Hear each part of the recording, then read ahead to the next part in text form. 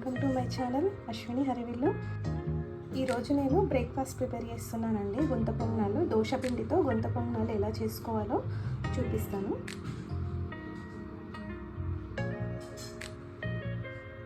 పొంగనాలు వేసుకోవడానికి ప్యాన్లో ఒక 6 టీ స్పూన్ల ఆయిల్ వేసుకోవాలండి.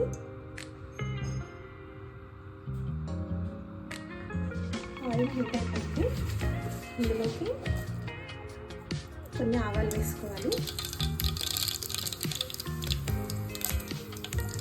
కొంచెం జీలకర్ర వేసుకోవాలి,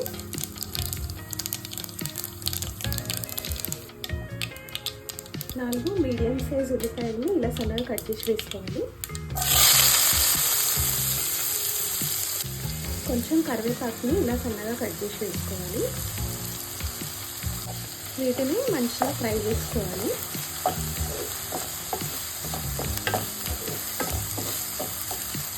ఆనియన్స్కి సరిపడా సాల్ట్ వేసుకోవాలి.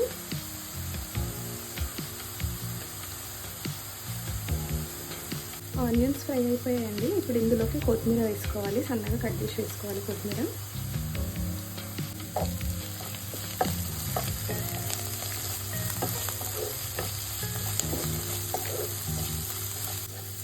స్టవ్ ఆఫ్ చేసేసి ఇది చల్లారనివ్వాలండి. దోశ పిండిని ఒక బౌల్లోకి వేసుకోవాలండి. ఆ పిండికి తగ్గట్టుగా కొంచెం సాల్ట్ వేసి కలుపుకోవాలి. ఇంకా ఏమేమి వేసుకోవాలో ఇప్పుడు చూద్దాము. ఇందులోకి ఒక 2 అవర్స్ ముందే నానబెట్టిన శనగపప్పును వేసుకోవాలి.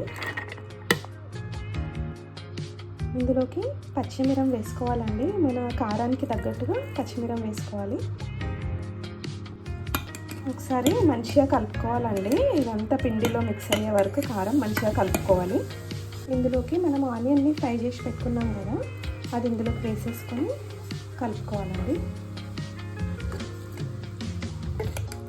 దీన్నంతా మంచిగా మిక్స్ చేసుకోవాలి, పిండిలో కలిసిపోయేలాగా. ఇందులోకి కొంచెం ఆయిల్ వేసుకోవాలండి అన్నిటిలో. ఇలా గరిటెతో పిండిని తీసుకొని అన్నిట్లలో కొంచెం కొంచెంగా వేసుకోవాలండి. ఒక సైడ్ కాలిన తర్వాత మంచిగా ఇంకొక సైడ్కి తిప్పుకోవాలండి. వీటిని వేడివేడిగా పొంగనాలు రెడీ అయిపోయినాయండి.